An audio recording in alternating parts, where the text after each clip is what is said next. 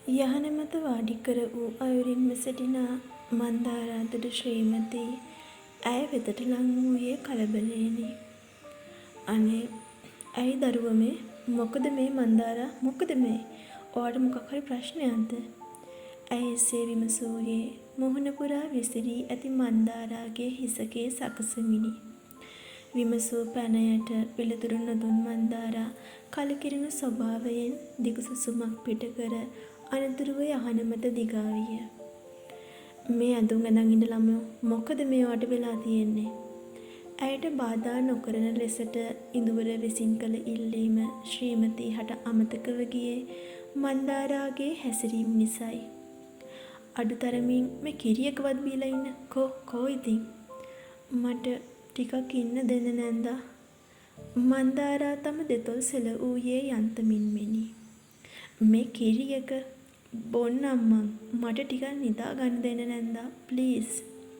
ඊයයි පැවසූ ඇය දැස් පියාගත්තේ යලිත් වතාවක් සුසුමක් පිට කිරීමෙන් පසුවයි. යම් ගැටලුවක් ඇතිව හෝ කලකිරුණු යමක් සිදුවී දියණිය මෙලෙසට හැසිරෙන බවට උපකල්පනය කළ ශ්‍රීමතී තව දුරටත් ඇයට බාධා නොකර කාමරයෙන් පිටවිය. පසුදාට එළියෝ දින තම ආදරණීය සේවාදායිකාව වූ මන්දාරා සේවය සඳහා වාර්තා නොකරාවී යැයි සිතූ ඉඳුවර ඇයව හමුවීමට සිතා පැමිණියේ හිමිදිරියේය. තවමත් ඉවුම් පිහුම් අවසන් කර නොමැති ශ්‍රීමතී ඔහුව දැක පුදුමයට පත් වී දෙවැම ඉහළට කර අපහසු සිනාවක් නගා ගත්තාය. මන්දාරා ඉන්නව නේද? ඔහු විමසන්නට ඌයේ ඇගේ කරට ඉහළින් නිවස තුල බලමිනි.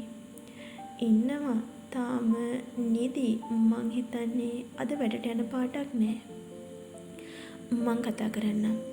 ඊයයි පවසමින් ඉඳුවර නිවස තුලට ඇතුළු වුවද ශ්‍රීමතී ඊට හරස් විය. මිස්ටර් ඉඳුවර වාඩි වෙලා ඉන්න මං දුවට කතා කරන්නම්. මන්දාරා ඉන්නේ නිදි ඇඳුමින්නේ. කෙතරම් විශ්වාස කළද ඉඳුවරව ප්‍රිය කළද ඔහුව තම ඥාති දියණියගේ කාමරය තුළට යැවීමට තරම් ශ්‍රීමතී අනුවණ නොවීය. සොරි මන්දාරාගේ නැන්දේ. ඇයව හමු වී ඇගේ දුක සැප විමසා බැලීමට තිබූ කලබලය නිසාම තම මුවින් පිට වූ වචන නිසා ඉඳුවර පත් වූයේ දැඩි අපහසුතාවයකටයි. කෙසේ හෝ මන්දාරාගේ පැමිණීම අපේක්ෂාවෙන් ඉඳුවරට සාලයට වී අඩහෝරාවක පමණ කාලයක් බලා සිටීමට සිදුවිය.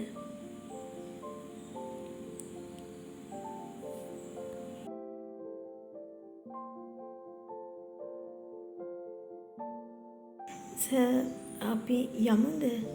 පිටතට යාමට සූදානමින් පැමිණියය එසේ විමසූයේ සිනාවකින් තොර මුහුණකිනි. මන්දාරට ඕනේ නම් අද ලියුව එකක්. එපස අපි යමුද? ඇයට අවශ්‍ය වූයේ හැක ඉක්මනින් නිවසින් පිට වී යාමටයි. ඒ අනුව මන්දාරා ඉඳුවර සමගින් කැබ්ලියෙහි නැගී මහනුවර නගරය දක්වා පැමිණියාය. ඔයාට වැඩ කරන්න තරම් මූඩ් එකක් නැත්නම් මං ඔයාව අපහු ගෙදරට දාන්නම් මන්දාරා. මං උදේම ආවෙත් වැඩට එන්න එපා කියන්න. සර්ට පුළුවන්ද ඊයේ මාව ගන්නාව හොටෙල් එක ගාවට මාව දාන්න? ඉඳුවර දෙස ඍජුව බලා මන්දාරා විමසූයේ තෙත් වූ දැසිනි.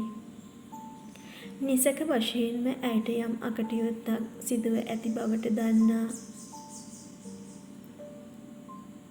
ඉඳුවර ඒ පිළිබඳව විමසීමට මෙය අවස්ථාවක් කර ගත්තේය. ඔයාට මොකද වුනේ මන්දාරා? මට කියන්න.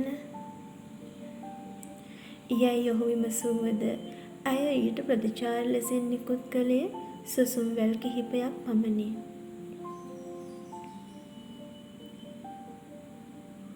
නරක නපුරු දෙයක් වෙලා කියලා මට තේරෙනවා. ඊයේ මං කිසිම දෙයක් ඇහුවේ නැත්තේ ඔයා ප්‍රෙෂර් වගේ හිටපු නිසා. මට ඔයාට උදව් කරන්න ඉඩ දෙන්න මන්දාරා. මේ මොහොතේ ඇයට උපකාර කිරීමට සිටියේ ඔහු පමණක් නිසා ඇයට ඔහු විශ්වාස කිරීමට සිදුවිය. නමුත් ඇය සිදු වූ සත්‍ය පැවසීමට තව දුරටත් කල් මැරීය. මම මේ ගමන ගිහින් ඇවිත් සර්ට හැමදේම කියන්නම් සර්. ඇය එසේ පැවසූ පසුව ඉඳුවර නිහඬ වූයේ ඇයව පීඩාවට පත් කිරීමට අවශ්‍ය නොවූ නිසයි. ඇය පැවසූ හෝටලය වෙතට ළඟා වන තුරුම දෙදෙනා අතර වූයේ නිහැඬියාවකි. අන් දිනවලදී මිහිරි ගීයක් අසමින් රිය පැදවීමට හුරුව සිටියද ඉඳුවර මෙදින එසේ ගීයක් ඇසීමට හෝ ආත්මාර්ථකාමී නොවූයේ ඇයට නිදහසේ සිටීමට අවශ්‍යයයි කියා සිතන බැවිනි. හෝටලයේ ඉදිරියෙහි කැබ්රිය නවතාලූ ඉඳුවර අනතුරුව මන්දාරා දෙස බැලීය. ඔන්න මං ඔයාට ඕන තැනට එක්කාවා. හැබැයි මන්දාරා ඔයාට තනියම යන්න නම් මට ඉඩ දෙන්න බෑ. සර් මම මේ ගමන යන්න ඕන තනියම. මන්දාරාගේ හඬෙහි වූ වෙවුලන ස්වභාවය නිසාත් ඇයව තනිව නොයැවීමට තීරණය කර තිබූ නිසාත් ඉඳුවර ඊට විරෝධය දැක්වීය. බෑ මන්දාරා ඒකට නම් කීයටවත් ඉඩ දෙන්න බෑ මට. ඔයා යනවා නම් යන්න ඕන මාත් එක්ක. සර් ආවේ මා එක්ක නම් යන්න ඕනත් මා එක්ක. එහෙම බැයි නම් මං ගෙදරට දාන්නම්. තේරුණාද? ඊයේ ඔහු පැවසූ පසු ඇය දෙවුර හකුලමින් සුසුම් පිට කළේ ඇතුළාන්තයෙන් වැළපෙමිනි. තම සේවා දායිකාව වුවද අන් දිනවලදී ප්‍රධානියා වූ තමා සමගින් වචන හරබ කරමින් ආධිපත්‍ය පතුරුවා ආඩම්බරය පෙන්වීමට උත්සාහ දරනා මන්දාරා මෙලෙසට තටු හැකිලුණු ගති පෙන්නුම් කරන විට එය ඉඳුවරට දරාගත නොහැකි තරම් විය. ඔයා ඔහොම ඉති මට දරාගන්න බෑ මන්දාරා. ඔයාට හැම දෙයකම මං ඉන්නවා. එකපාරට hina වෙන්න කියන්න මට බෑ. ඒත් අනේ ඔහොම හූල්ලන්න එපා. මන්දාරා දෙස බලා ඔහු සිතින් කියන්නට විය. අපි යමු සර්. අවසානයේ ඇය මිමිනීය. යමු කිව්වේ ගෙදරද නැත්නම්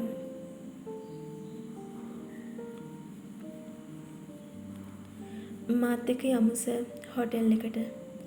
අවසානයේ ඉඳුවර ඈ සමගින් රථයෙන් බැස එකී හෝටලය වෙතට පිය නගන්නට විය. එය මුළුමනින්ම අඳුරු පැහැති යන්තමින් හෝ විචිත්‍රවත් බවක් නොමැති දිරා අබලන්ව ගිය හෝටලයකි. එබැවින්ම අපවිත්‍රවත් බව හඟවන ලක්ෂණ මිස අන් කිසිවක් එහි නොවීය. පිටකොටුවේ අපිරිසිදු කඩයක් ලෙසින් සෑම තැනකම නාමපුවරු එල්ලා ඇතිය අනීතිකව පැමිණෙන යුවළවල් සඳහා කාමර පහසුකම් සපයන ස්ථානයක් පමණක් බව බැලූ බැල්මට පෙනින. දෙයනේ මොකා නමුත් මේ කෙල්ලව එක්කන් ඇවිත් තියන්නේ මේ වගේ තැනකටද? ඉඳුවර එසේ සිතනා විට මන්දාරා හදවතින්ම වැළපෙන්නට විය.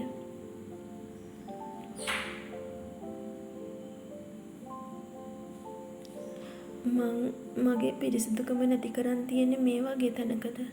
කවදා හරි ලස්සන රෝස පෙති අතුරුපු රූම් එකක්ද සර්? මන්දාරාගේ සිතවිල්ලට හරස් වූයේ හෝටල් සේවකයෙකුගේ හඬකි. ඉතා අඩු මුදලකට කාමර පහසුකම් සපයන හෝටලයට දිනපතා පැමිණෙන පිරිස් බොහෝ බැවින් මන්දාරාව කිසිවෙකුත් හට විශේෂයෙන් මතකයේ නොවීය. දෙදෙනා පැමිණ ඇත්තේ කාමරයක් ලබා ගැනීමට යයි සිතූ හෝටල් සේවකයා සර් අයිටි දෙක දෙන්න යයි පැවසීය. මන්දාරා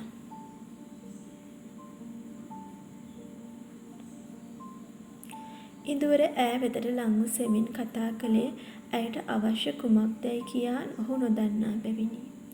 එසේ නොවනි නම් මේ වන විටත් ඉඳුවර ඇය වෙනුවෙන් හඬ අවදි කර අවසන්ය. මං සිත් යති පරාජිත බීජනක හැඟීම් නිසාම දහඩියෙන් පෙඟී ගිය මුහුණ සේවකයා දෙසට හරවා ඇය ගොත ගසන්නට විය.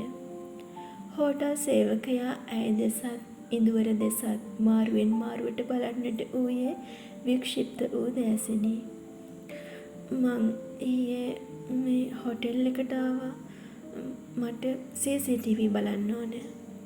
යයි පැවසූ ඇය අනතුරුව හඬ වඩාත් බාල කර "මං ආවේ කා එක්කද කියලා මට දැනගන්න ඕන" යයි පැවසූයේ හඬමින් මෙනි. "ආවේ කා එක්කද කියන්නේ? අපෙන් අහන්නේ. අනික මෙහෙ CCTV නෑ." "මං ආවේ සිහියෙන් නෙමෙයි. මං දන්නේ නෑ මං ආවේ කොහොමද කියලා. ඒත් මං ඇස් අරිද්දි හිටියේ මේ හොටෙල් එකේ." අපහසුවෙන් නොවත් මන්දාරා පැටළුණු නූල් බෝලය ලෙහා ගැනීමට උත්සාහ දැරීය. "සිහියෙන් ආවේ නෑ මේ හොටෙල් එකට?" යයි විමසමින් සේවකයා ඇගේ ඉහළ සිට පහළට දෑස් යොමු කර අනතුරුව ඉඳුවර දෙස බැලීය. තමා ඉදිරියෙන් සිටිනා තරුණිය මුදලට කම්සැප ලබා දෙන වෛශ්‍යාවක් යැයි කියා හෝටල් සේවකයා සිතන්නට විය. ඇය පෙර දිනයේ පැමිණි පුද්ගලයෙකු පිළිබඳව විමසූ නිසයි.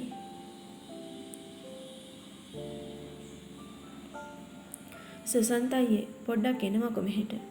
ඇගේ හතර බීරි කතාව තමාට විසඳා ගැනීමට නොහැකි බව හැඟී සේවකයා තවත් සේවකයෙකු හට කතා කර යමක් සෙමින් පැවසීය.